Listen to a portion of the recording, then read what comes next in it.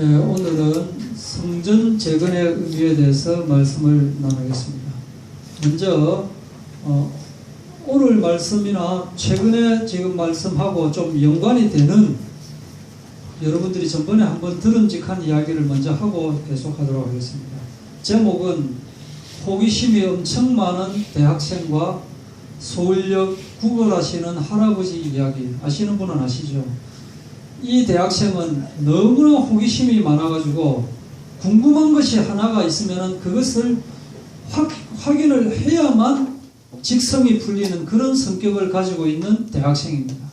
그런데 이 대학생이 소문을 듣기를 서울역 앞에 구걸하는 거지 할아버지가 너무 기억력이 좋다라고 하는 그 소문을 듣고 또 확인을 하지 않을 수가 없어가지고 직접 확인하러 갔습니다.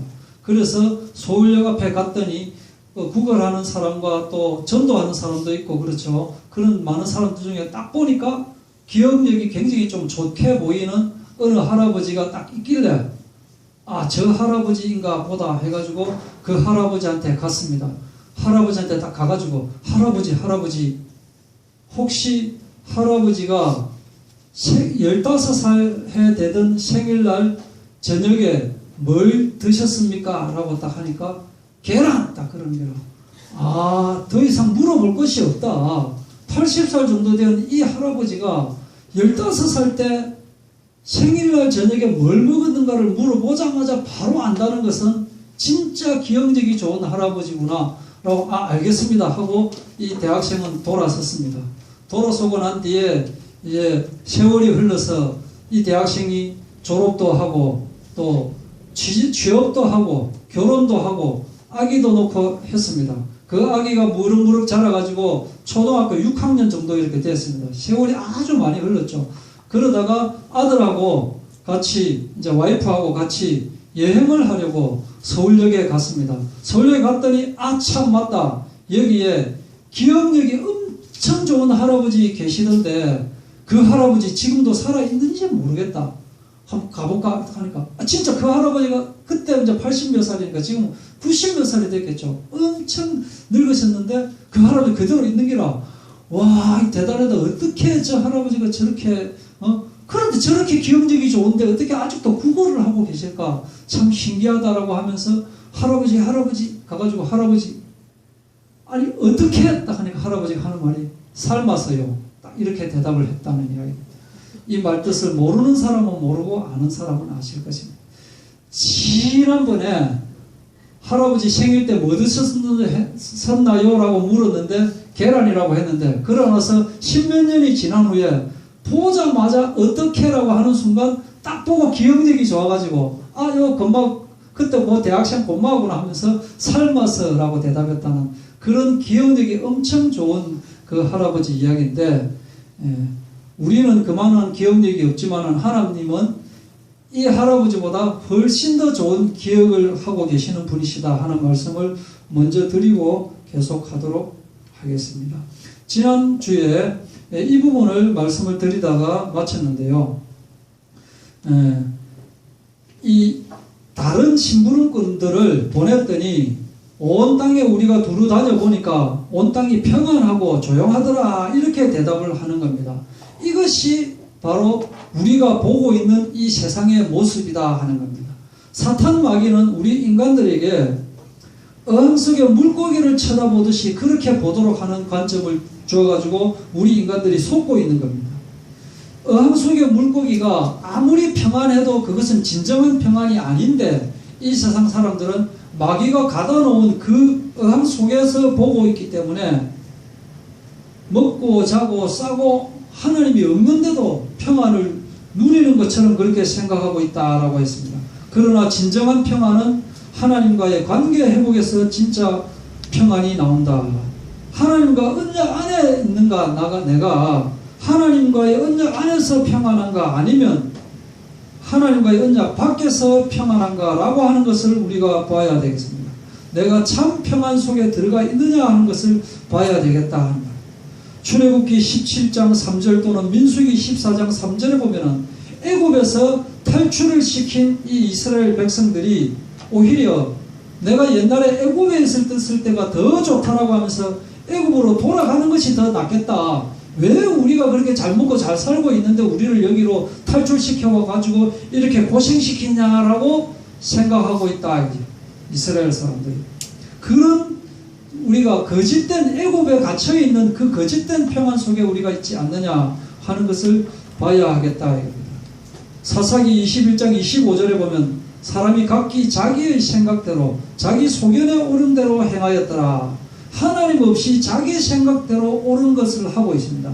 이 사람들은 자기가 평안한 것으로 생각하고 있지만은 하나님이 없기 때문에 지금 이 세상 뉴에이지 사상, 하나님 없이 인간이 최고가 될 수 있다라고 하는 이 세상, 이 사상, 이것은 바로 마귀가 주는 사상이거든요. 또 거기에서 나온 조직이 프리메이슨 조직이라든지 이 세상을 보면은 귀신 문화라든지 문화 자체가 귀신 문화고 우상 문화고 전생 찾아가고 점 치고 굿하고 뭐 이런 세상이잖아요. 그리고 TV 보면은 뭐 잘생겼다, 돈 많다 하면은 그 사람이 도덕적으로 괜찮은지 안 괜찮은지 따지지 않고 무조건 최고인 것처럼 그렇게 언론에 나오고 있습니다. 이것이 다 우리가 거짓 평안 속에 들어가 있다라고 하는 말씀입니다. 그 다음에 성경에 보시면은 이렇게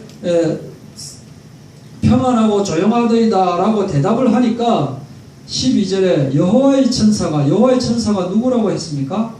화석류 나무 사이에 선 여호와의 천사. 배경을 다시 말씀드리면 화석류 나무 사이에 붉은 말을 탄 사람이 서 있고 그 뒤에 붉은 말 또 자주색 말 또 흰색 말이 옆에 있고 그것을 스가랴가 보고 어떤 내게 말하는 천사에게 묻는 장면입니다. 그래서 내게 말하는 천사하고 스가랴하고는 대화를 하는데 이때 이제 화석류 나무 사이에 선 천사에게 그 말들이 이제 세상을 두루 다니고 돌아오니까 평안합디다, 아무 문제 없습디다 라고 대답하는데 이 화석류 나무의 사이에 선 여호와의 천사인 바로 예수님은 하나님에게 말씀을 하시기를 만군의 여호와여, 여호와께서 언제까지 이렇게 이 성읍들을 불쌍히 여기지 아니하십니까? 노하신 지 70년이나 되었습니다. 이렇게 이제 하나님에게 고하는 이 장면은 바로 중보자이신 예수 그리스도를 볼 수 있다. 욥기 16장 19절에도 지금 나의 증인이 하늘에 계시고 나의 중보자가 높은 데에 계시니라 하고 욥은 중보자 예수 그리스도를 알았고 디모데전서 2장 5절에 하나님과 사람 사이에 중보자 예수를 말하고 있습니다. 또 히브리서 9장 15절에서 17절까지는 유언한 자가 죽어야 효력이 있다. 예수님께서 죽으셨으므로 중보자로서의 효력을 발휘한다라고 하는 거예요. 유언이라고 하는 것은 사람이 안 죽으면 그 유언은 아무 효력이 없는데 예수님은 우리를 위하여 죽으신 분이시기 때문에 중보자로서의 능력을 가지고 있다라고 하는 말입니다. 그리고 로마서 8장 26절 27절에도 오직 성령이 말할 수 없는 탄식으로 우리를 위하여 친히 간구하시는데 27절에 보면은 마음을 살피시는 이가 성령의 생각을 아시나니, 성령의 생각을 아시는 분이 바로 예수 그리스도다. 그리고 여기 로마서 8장 34절에 다시 살아나신 이는 예수 그리스도시니 그는 하나님 우편에 계신 자여 우리를 위하여 간구하시는 자십니다. 우리가 마땅히 빌 바를 알지 못해도 예수님께서 내 주인이 예수님이면 예수님께서 나를 위하여 친히 간구하시는 분이시다. 이 예수님의 능력은 죽으셨기 때문에 그 효력을 중보자로서의 효력을 발휘한다라고 하는 말씀입니다. 넘어가겠습니다. 그리고 여기 보면은 여호와의 천사가 대답하여 이르되 70년이 되었나이다 이렇게 이제 말을 하고 있는데 숫자가 좀 나오죠, 그죠? 3이라고 하는 숫자, 3회에 걸쳐서 포로로 이제 바벨론으로 넘어가고 다시 3회에 걸쳐서 귀환되는 장면이 나옵니다. 또 예수님은 3일 만에 부활하셨죠. 그리고 삼위일체 하나님, 이렇게 또 말을 하고, 예수님 공생애가 몇 년입니까? 3년이죠. 3년. 이 3이라고 하는 수는 거룩한 수라고도 불리고 또 주춧돌 또는 반석이라고 하는 그런 뜻으로도 보이는데, 믿음, 소망, 사랑, 이렇게 세 가지죠. 그죠? 그리고 기뻐하라, 기도하라, 감사하라, 세 가지죠. 그죠? 선지자, 제사장, 왕, 세 가지죠. 그죠? 이게 또 뭡니까? 일심, 전심, 지속, 이렇게 세 가지의 이 기본을 그런 그 의미를 또 가지고 있습니다. 또 40이라고 하는 수가 생각이 났습니다. 모세가 40세에 도망을 갔습니다. 그리고 40년 동안 방황하다가 부르심을 받았고, 그 후에 40년 동안 활동을 하지요. 그죠? 그리고 40일 밤낮으로 시내산에 가가지고 십계명을 받아오고, 노아의 홍수가 40일 밤낮으로 비가 왔고, 또 40일 밤낮으로 물이 빠졌고, 또 엘리야도 40일 동안 금식했고, 골리앗이 40일 동안 이스라엘 백성을 괴롭혔고, 예수님이 40일 동안 금식기도 하셨고, 또 십자가 못 박히신 후 부활하셔서 40일 동안 우리에게 보이시고 승천하셨습니다. 40이라고 하는 수는 준비의 개념이다라고 하는 그런 의미를 가지고 있고, 또 70이라고 하는 수, 노아의 자손이 70명, 기드온의 아들이 70명, 야곱의 자손이 70명, 모세가 불렀던 장로의 수가 70명, 또 하나님이 따로 세우신 70문도, 또 70년을 기다리시고 바벨론에서 귀환시키신 그 77이라고 하는 수가 완전수라고 하는데, 여기서 10을 곱해가지고 충만하다. 그래서 이스라엘을 기다리신 하나님의 은혜를 우리가 생각할 수 있다.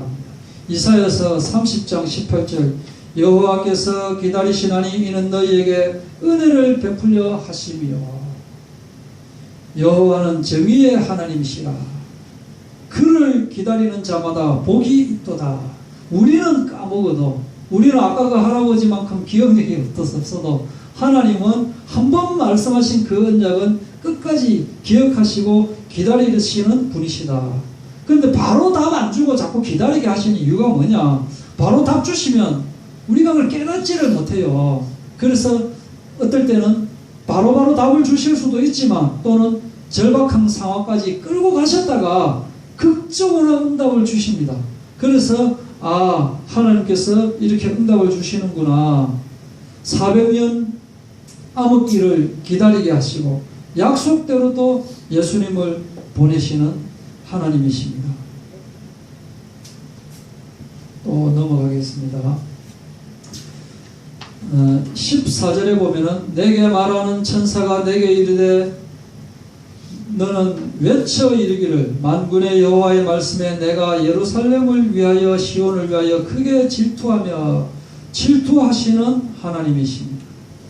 하나님이 왜 질투하실까요? 속 좁은 하나님도 아니신데 왜 질투를 하시느냐? 출애굽기 20장 5절에 보면은, 그것들에게 절하지 말며 그것들을 섬기지 말라. 나 내 하나님 여호와는 질투하는 하나님인즉 나를 미워하는 자의 죄를 갚되 아버지로부터 아들에게로 3, 4대까지 이루게 하느니라. 그런데 나를 사랑하고 내 계명을 지키는 자에게는 1000대까지 은혜를 베푸느니라. 또 여호수아가 고별 설교하는 장면이 여호수아 24장 19절에 나옵니다. 그때 여호수아가 말하기를, 그는 거룩하신 하나님이시여 질투하시는 하나님이시니 너희의 잘못과 죄들을 사하지 아니하실 것이니라. 이렇게 질투하시는데, 이 질투는 인간처럼 그런 불의한 질투가 아니고 인간을 사랑하는 하나님의 열정이 담긴 질투다. 그래서 죽어야 되는데, 우리 인간이 죽어야 되는데 우리 인간을 죽일 수 없으니까 대신 예수님을 죽이시는 그 사랑에서 나온 질투다. 여기 보면은 15절에 보면은, 나는 조금 더 하였거늘 그들이라고 하는 것은 이제 강대국을 이야기하는 겁니다. 힘을 내서 권한을 더하였습니다. 창씨 개명하게 했죠. 그죠? 원래 이름은 안 그런데 사드락, 메삭, 아벤누고 이렇게 바벨론식 이름으로 이름을 바꾸게 하고 또 포로로 데리고 가고 또 신상에게 절하게 하고 그 뭡니까? 우상 숭배하도록 하는 거 아닙니까? 예를 들어서 이제 우리 고모님 아들을 애가 참 말을 안 듣는데 좀 버릇 좀 고치주라 하고 그 이야기를 하더라고요. 우리 집에 데리고 와가지고. 그래서 제가 다락방에 데리고 왔습니다. 얼방 죽였습니다. 그냥 말로 하니까 안 되니까 저 폈습니다.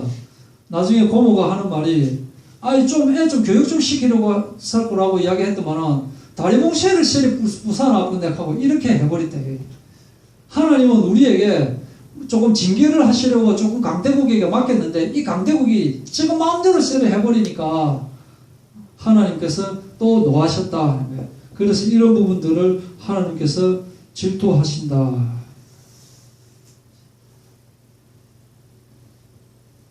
16절에 보면은 이제 돌아왔음즉 내 집이 그 가운데 건축되리니 하고 예루살렘 위에 먹줄이 쳐리리라 라고 말씀을 하셨습니다. 먹줄이 뭡니까? 먹줄. 건축할 때 이제 까맣게 딱 나와가지고 그거로 이제 줄 쫙 끄면은 그거로 이제 건축한다. 그러니까 먹줄이 쳐진다. 이 말은 성전이 지어질 것이다. 이 말이거든요. 성전이 지어질 것이다. 이 말은 이 시대에 하나님께서 우리와 함께 하겠다라고 하는 바로 그 말을 이야기를 하는 것입니다. 우리를 사랑하시는 하나님의 속성을 알 수 있습니다. 돌아왔은즉 하나님께서 왜 돌아오셨겠습니까? 이스라엘이 잘해서 돌아왔겠습니까? 이뻐서 돌아왔겠습니까?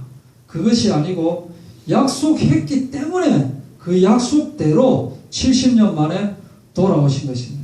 그래서 언약에 대해서 조금만 더 생각을 좀 하겠는데 이 이스라엘이 놓치고 있는 부분이 있습니다. 뭘 놓치고 있느냐면은 이스라엘은 하나님께서 이스라엘 민족만을 택한 것으로 그렇게 선민 사상을 가지고 있는데 그게 놓치고 있는 것이 왜 놓치고 있느냐면은 창세기 12장 1절부터 3절에 보면은 내가 지시할 땅으로 가라 라고 말씀을 하시고 너를 저주하는 자에게는 내가 저주하겠고 너를 축복하는 자에게는 내가 축복하겠다라고 말씀하시면서 땅의 모든 족속이 너로 인하여 복을 받으리라 라고 말씀을 하셨습니다.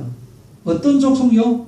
모든 족속이 여기서 모든 족속이라는 것은 이스라엘만을 이야기하는 것이 아닌데 이스라엘은 이것을 놓치고 자기들만 택함 받은 것으로 생각을 하고 있습니다. 그리고 신약에 와서 예수님도 마태복음 28장 18절에 여러 가지 말씀을 하시고 모든 족속으로 제자를 삼으라 이렇게 우리에게 말씀을 하신 것입니다. 모든 족속이에요.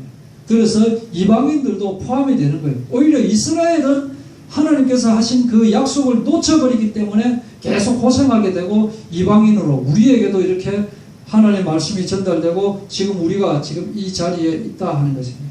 그래서 약속이라고 하는 것은 지키려고 있는 것인데 우리 사람은 그것을 지키지 못하고 있는 거예요. 그래서 이 뉘우치고 약속을 어겼다는 것을 알게 되면은 뉘우쳐야 되고 뉘우치면 다시 돌아서야 되는 거예요. 돌아서는 거 그것이 바로 회개거든요. 그리고 회개하고 나면은 다짐이 돼야 돼요. 다시는 절대 그렇게 하지 않겠다 하고 다짐을 하고 다시 새 출발을 할 수 있는 저희들이 되어야 되겠습니다. 그래서 여기까지의 결론은 우리는 하나님을 만날 때 서먹서먹하면 안 되겠다. 서먹서먹하면 안 되겠다. 이 군대에서 딱 가다가 높은 사람이 만나면 막 싹 피해버립니다. 특히 훈련소에서 자 이렇게 가다가 막 동기들끼리 같이 이래 있다가 훈육관이 딱 나오면 막 숨어버리거든요. 훈육관이 다 안다 이거든요. 근데 이제 훈육관의 입장에서는 나를 만나도 피하지 않는 너희들이 되라. 너희들이 당당하다면 왜 나를 만나서 피할 것이 뭐 있느냐. 그냥 충성 경례하고 지나가면 쟤 똑똑하구나 훈련 잘 받고 있구나 할 건데 딱 분명히 봤는데 한 20m 떨어졌다는 이유로 안 본 척 하면서 돌아서는 우리가 하나님을 이렇게 하지 말라는 거예요. 하나님을 항상 생각하고 항상 기도하고 항상 감사하기 때문에 친밀한 하나님이 되어야 된다. 오늘 본문에 보면은 여호와가 돌아오셨습니다. 왜 돌아오셨느냐? 회복시키겠다고 말씀을 하셨기 때문에, 성전, 예루살렘 성전을 재건하겠다라고 말씀을 하셨기 때문에 그 말씀대로 돌아오신 것입니다. 이 성전을 재건하겠다라고 하는 것은 영적인 회복을 이야기하는 겁니다. 이 영적인 회복은 우리에게 그리스도가 앞으로 오실 것이다 라고 하는, 구약시대에 그리스도가 오실 것이다 라고 하는 그 메시지가 포함되어 있습니다. 말씀이 육신이 되어서 오시겠다라고 하는 말씀이 들어가 있고, 또 재림 예수님이 오시겠다라고 하는, 지금 이 시대에 예수님께서 다시 오시겠다라고 하는 그 의미가 포함되어 있습니다. 그래서 말라기 이후에 400년간 영적인 암흑기가 있었지만 약속대로 그리스도가 오셨습니다. 그러나 그리스도가 오셨을 때 그를 아는 사람이 없었다. 빛이 비추었는데 어둠이 알지 못했다. 지금 만약에 예수님이 오신다면 그를 맞이할 사람이 과연 얼마나 있겠느냐 하는 생각을 하게 하면서 찬양 한 곡하고 계속하도록 하겠습니다.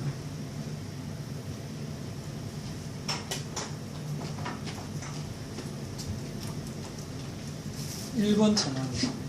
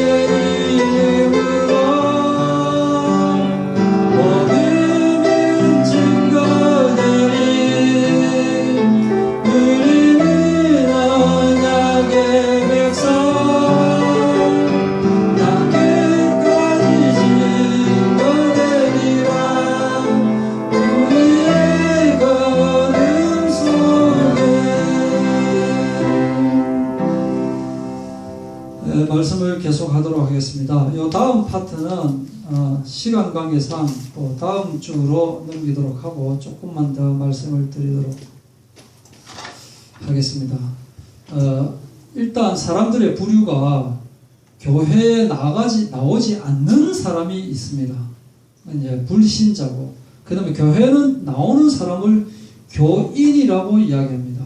그 교인 중에는 신자가 있고 또 신자가 아닌 사람도 많이 있었다 보니까, 그래서 하나님을 말하고 하나님의 일을 하고 있지만 그렇다고 하나님이 다 사용하시는 것은 아니더라. 왜냐?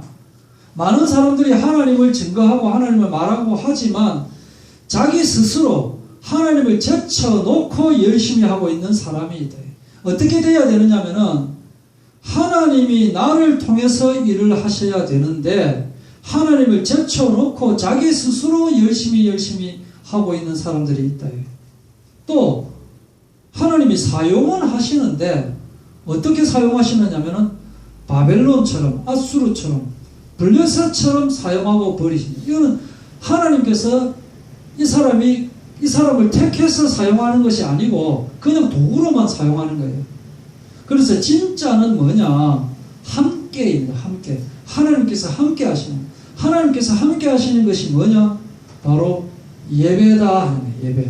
예배가 교회에서만 예배하는 것이 예배가 아니고 집에서도 예배고 길을 가면서도 예배입니다. 그래서 제가 전번에 말씀드렸다시피 기도 드린다라고 하는 말은 엄밀히 따지면 맞는 말이 아닙니다. 드린다라고 하는 것은 우리가 좀 경건한 마음에 하나님을 존경하는 마음에 높은 사람에게 주는 것을 드린다라고 하는 거예요. 그럼 기도라는 것은 기도 응답을 받는 것이기 때문에 받는 것도 있는데 기도 드린다는 용어를 쓴다라고 하는 것은 엄밀히 따지면 틀린 겁니다. 그래서 우리는 기도한다라고 해야 돼요. 성경에 아무리 찾아보십시오. 기도 드린다는 말이 있는가? 그건 영어 성경에도 없고 한국어 성경에도 없는데 사람들이 말을 그렇게 하고 있는 거예요. 그게 틀렸다는 말이에요. 그 말. 다른 게 아니고 그건 틀린 겁니다. 다르다는 것은 나하고 다른 것을 다르다는 거고 틀린 것은 맞지 않다라고 하는 것이 틀린 건데 이 기도 드린다라고 하는 말은 틀린 말입니다. 그 다음에 예배도 마찬가지입니다. 예배는 하는 것입니다. 예배는 드리는 것이 아닙니다. 왜냐하면 우리가 헌금은 드리는 거 맞죠? 헌금하는 거 맞고 하지만은 예배하면서 하나님에게서 우리가 말씀을 받는 것이기 때문에 드리기도 하고 받기도 하는 것이기 때문에 예배 드린다라고 하는 말은 우리가 착하고 경건해서 자꾸 습관적으로 예배 드린다라고 하지만 그게 아니고 받는 것이다. 그리고 또 한 가지 어디서 그런 말이 누가 먼저 그런 말을 했는지 모르겠는데 나는 무슨 교회를 섬깁니다. 나는 목민교회를 섬깁니다. 이런 말을 아주 기독교 방송 들으면 참 많이 나오는데 그 개념을 완전히 없는 겁니다. 생각을 해보시오. 내가 목민교회를 섬깁니다. 제가 목민교회를 섬깁니까? 아니잖아요. 예수 그리스도를 섬기고 있는 거예요. 교회의 주인이 우리 교회의 주인이 누굽니까? 예수님이시고 교회의 몸이 바로 이 교회고 우리들이고 그렇거든요. 그러면은 우리가 목민교회에 출석을 하고 있고 예수 그리스도를 섬기는 것이지 우리가 왜 목민교회만 섬깁니까? 그 말 자체가 틀린 거거든요. 그거는 비슷하게 해가지고 그럴듯하게 꾸민 것입니다. 떼붙인 겁니다. 그거는. 그런 말은 쓰면 안 된다. 우리는 뭐냐? 영생은 유일하신 하나님과 예수 그리스도를 아는 것. 그냥 아는 거 아닙니다. 내가 박근혜 안다. 박근혜 대통령이 내를 모르는데 그건 아는 게 아니다. 진짜 아는 것은 뭐냐면은 잘 아는 겁니다. 잘. 예수님이 나보다 나를 더 잘 아시는 분이시죠. 그래서 나도 그만큼 예수님을 알아야 되는 거예요. 그럼 아는 거는 뭐냐? 서로 친밀하게 아는 것을 이야기해요. 친밀하게. 박판교 하면은, 예수님이, 알지. 이렇게 아는, 그렇게 서로 아는, 예수님 이런 분이다. 서로 아는, 영적으로 아는 것을 이야기하는 것입니다. 크리스마스가 좀 한 달쯤 있으면 이제 오는데, 벌써부터 이제 상업하는 데서는 크리스마스 캐롤 이야기하고 또 평화를 외치고 이렇게 하는데 그런데 궁극적으로 예수 그리스도는 말하지 않고 있죠. 그죠? 예수 그리스도는 말하지. 여기에 우리가 들뜰 필요가 없습니다. 우리는 365일 크리스마스가 되면서 그러나 상업에 물들거나 우상문화에 물들거나 그런 그리스도가 그 성탄절이 아니고 항상 내 마음속에 예수를 모시고 친밀하게 항상 예수님 서먹서먹한 예수님이 아니고 딱 보면 아이고 잘못했는데 하고 숨는 그런 우리가 아니고 정말로 반갑게 그렇게 예수님과 내가 서로 같이 맞이할 수 있는 저와 여러분 되기를 바랍니다. 기도하고 마치겠습니다. 하나님 아버지 감사합니다. 저희들이 교회를 다니고 또 하나님의 말씀을 받고 찬양을 하고 기도하고 예배하는데 정말로 하나님 아버지의 방법대로 될 수 있도록 주님 인도하여 주시옵소서. 내 자신의 의가 아니라 내 자신의 방법이 아니라 하나님의 의를 찾을 수 있도록 주님 인도하여 주시옵소서. 나 자신이 하나님을 제쳐놓고 하는 것이 아니라 철저하게 하나님께서 나를 통해서 하시는 저희들 될 수 있도록 인도하여 주시옵고, 그러기 위해서 더욱더 저희들이 말씀 안에 가을 수 있게 하여 주시고 기도 안에 가을 수 있게 하여 주시고 영적으로 승리하는 저희들 될 수 있도록 허락하여 주시옵소서. 살아계신 예수 그리스도 이름으로 기도하옵나이다. 아멘.